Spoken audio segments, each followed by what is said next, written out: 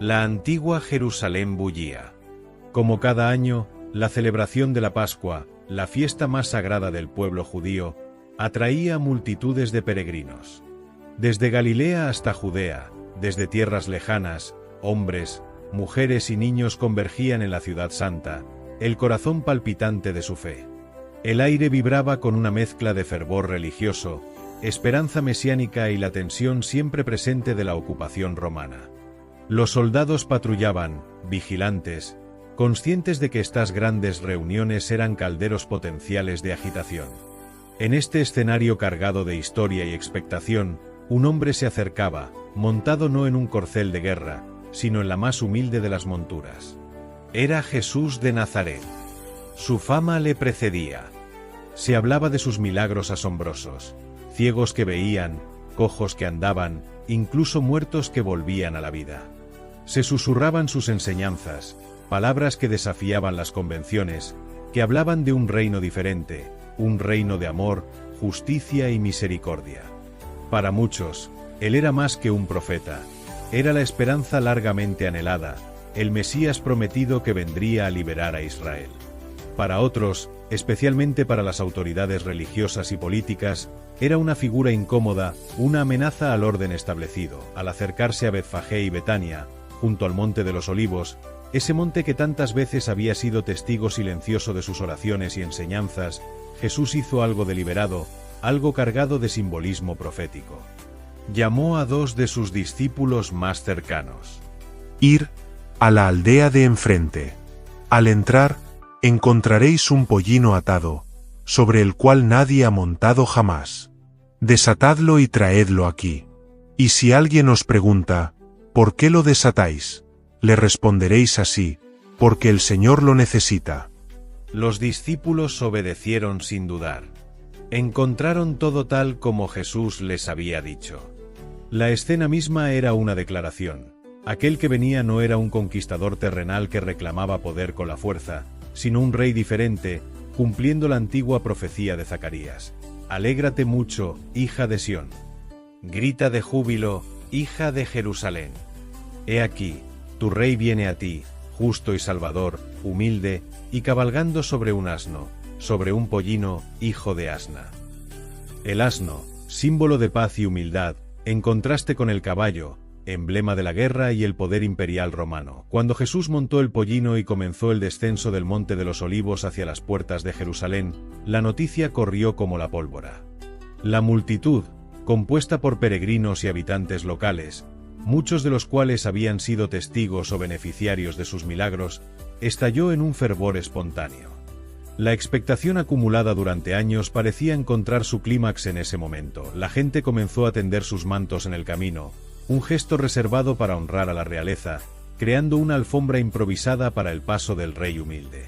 Otros cortaban ramas de los árboles, especialmente palmas símbolo de victoria, alegría y vida en la tradición judía, y las agitaban vigorosamente, alfombrando también su senda.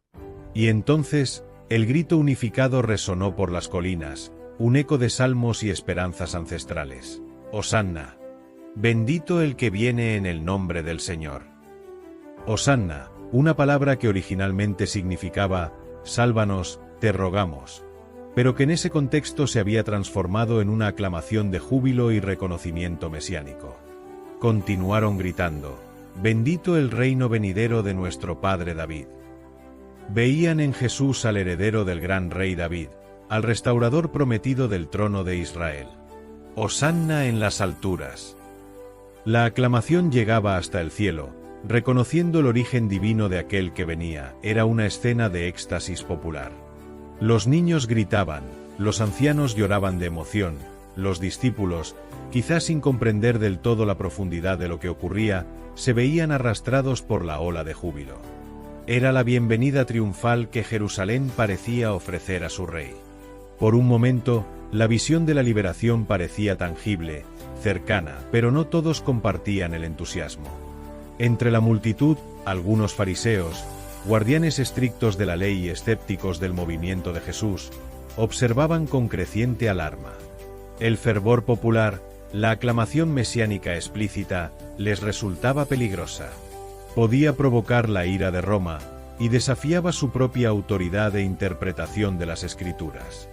Se acercaron a Jesús, con rostros severos. Maestro, reprende a tus discípulos. Haz que se callen. La respuesta de Jesús fue tan sorprendente como profunda, revelando la magnitud cósmica del momento, una verdad que trascendía las simples aclamaciones humanas. Os digo que, si estos callaran, las piedras clamarían. Estaba afirmando que su entrada no era un simple evento popular, sino un momento divinamente ordenado, reconocido por la creación misma. El rey había llegado, y si la humanidad se negaba a reconocerlo, la propia naturaleza daría testimonio. Y mientras la procesión continuaba, acercándose a las murallas imponentes de la ciudad, Lucas nos cuenta un detalle conmovedor. Jesús, al contemplar Jerusalén extendida ante él, la ciudad amada, el centro de la fe de su pueblo, lloró. No eran lágrimas de alegría por la bienvenida, sino de profundo dolor. Oh, si también tú conocieses, al menos en este tu día, lo que conduce a tu paz. Pero ahora está encubierto a tus ojos, porque no conociste el tiempo de tu visitación. El rey que entraba en triunfo veía más allá de las palmas y los hosannas. Veía la ceguera espiritual, el rechazo que se avecinaba, la tragedia futura que esperaba a la ciudad por no reconocer al príncipe de paz cuando caminaba por sus calles. La alegría del momento estaba teñida por la sombra de la cruz que ya se proyectaba en el horizonte. Finalmente, la procesión entró en la ciudad. El revuelo fue enorme. ¿Quién es este?, preguntaban los que no lo conocían o llegaban tarde al evento. La multitud respondía: «Este es Jesús, el profeta de Nazaret de Galilea».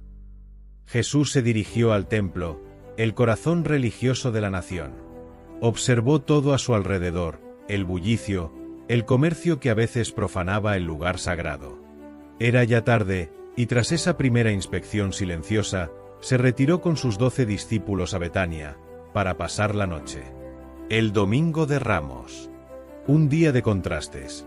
La aclamación y la incomprensión, la alegría desbordante y las lágrimas proféticas, la entrada triunfal de un rey humilde cuyo trono no sería de oro, sino de madera áspera.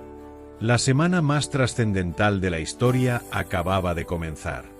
La multitud había aclamado a un rey, pero ¿estaban preparados para el tipo de reino que él ofrecía? Las piedras no clamaron ese día, porque la gente lo hizo. Pero pronto, muchos de esos mismos gritos se tornarían en acusaciones, y la senda alfombrada de mantos y palmas conduciría inexorablemente al Calvario. Esta Semana Santa, caminemos más allá de los gritos festivos. Sigamos al Cristo que llora por los perdidos, que limpia el templo de nuestra hipocresía, y que transforma ramos de triunfo en madera de cruz. Porque la verdadera alabanza no está en lo que gritamos un día, sino en cómo le seguiremos hasta el Calvario.